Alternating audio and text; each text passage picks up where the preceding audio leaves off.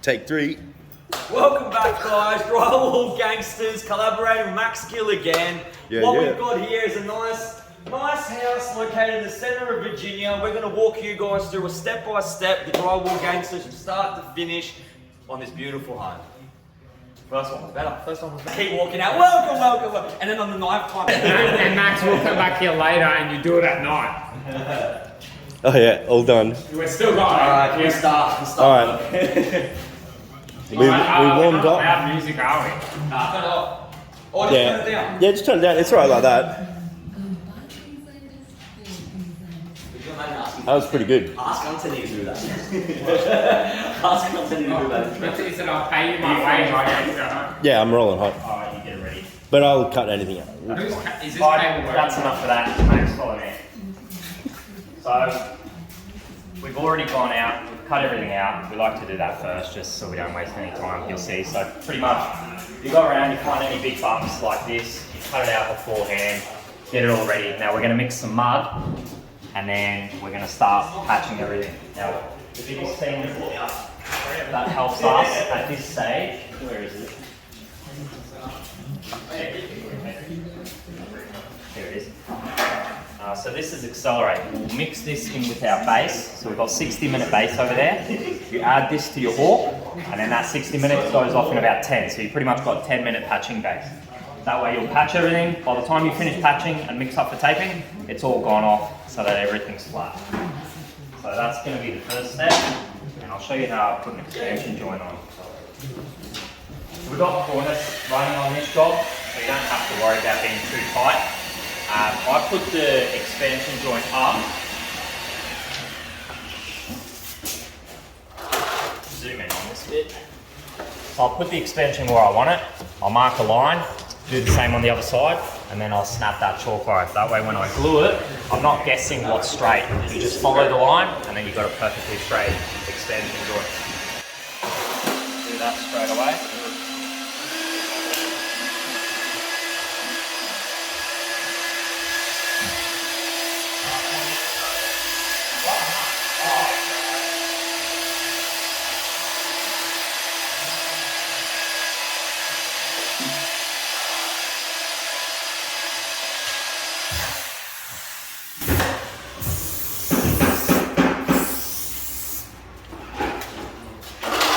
When you're done mixing, Boris.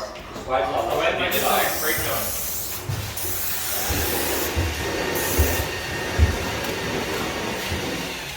Yeah, that's it. Alright. So if you spray both sides, it just sticks better. You can spray one side, but it tends to dry out really quick. So I like to spray both sides. I need a lid of this one. Follow your line. Put the bag in fucking leave it in my car. We'll just keep that man down. Because we always forget, no one gives back to me. That's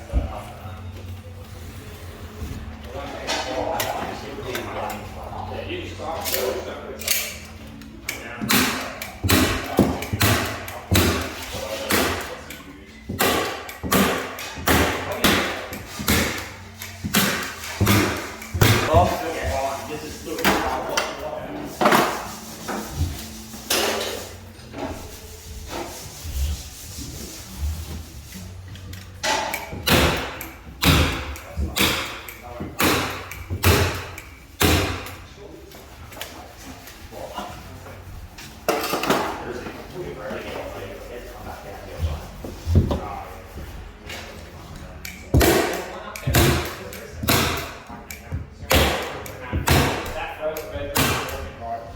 Expansion is ready to get one coat now.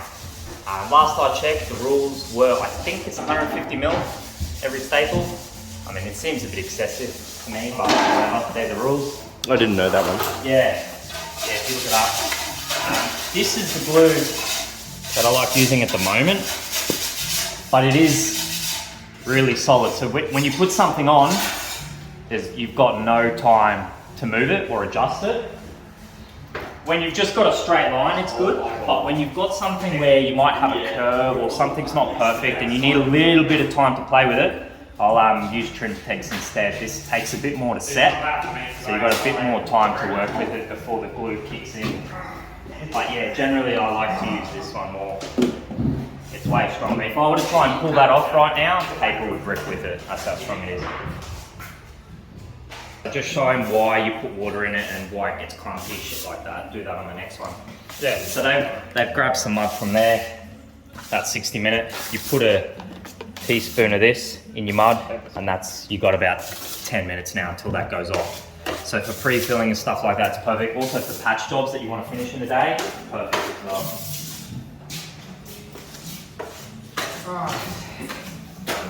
Another lap. Just pre-filling everything. So upstairs we probably won't need to accelerate because we'll just do all of the floor, and then by then, you know, the normal mud timer will be rock hard. So, but just down here we use Accelerator. CSR makes it. Just for anyone that wants to know, it's just a product you put in. Same people that make the base. Better than salt.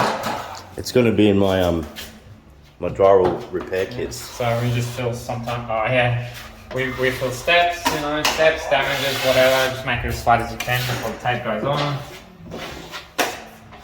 Nothing too excessive. We tape with base, so.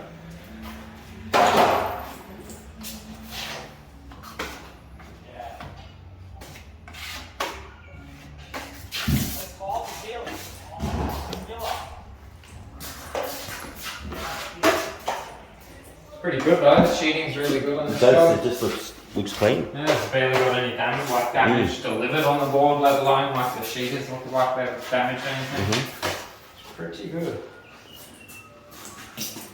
Do the walls quickly and check the ceilings. This job's obviously, like DJ said, it's cornice, so it makes it easier. That's why there's a massive gap. Yep. In Australia, it's allowed. It's not even allowed, that's just how it's done. Said he wants personality.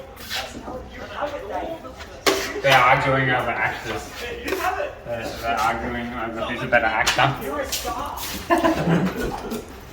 Oh, they're trying to get Anthony. Nah. Oh, Anthony's upstairs actually working. Yeah, he's the only one that works.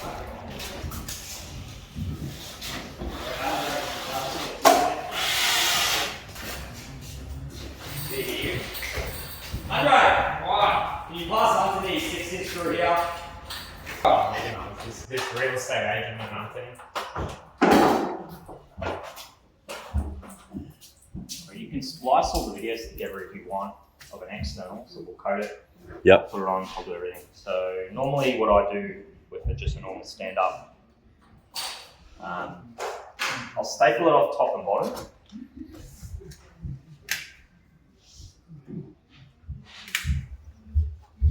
Get it on pretty tight, but I like to hold my hand a little bit above, not right at the bottom, because then you might be pushing it in too much.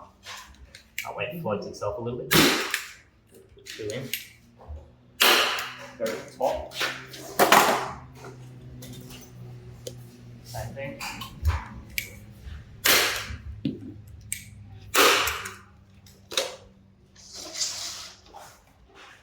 Check if you pressed it too much with anything that's straight, so that's fine.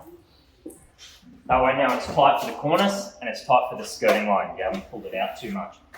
And then, if you want to be extra, you can just throw your straight edge on it and then staple it off nice and straight.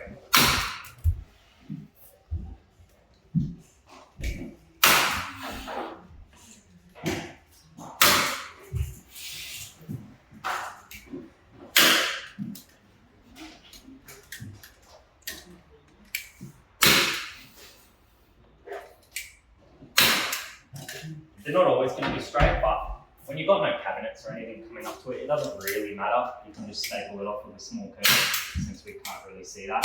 The most important thing is just keeping it tight on the bottom here. You don't want to have it sitting out so that when your skirting line comes on, you get that big curve. You want to keep it nice and tight.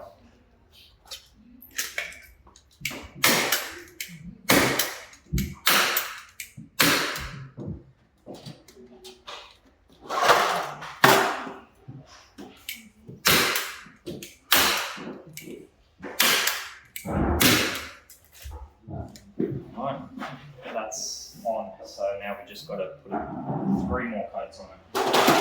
and that is how to fit an external metal angle. Ready to coat. He was DJ's old boss's like worker apprentice, and he said when he goes to that tape, you know, those few weeks that you go to tape, he's like, I've actually seen you guys. They brought up your channel's videos at tape. Really? Yeah, just to show That's things so when sick. they're explaining it. Yeah, because he's an apprentice master at that thing. Oh yeah. He's like, your videos is what they showed us. So you should be hitting up tape asking why they showed. Did you tell him about the new Drywall Gangster training school for $49.99? $49.95. That offer's nearly out.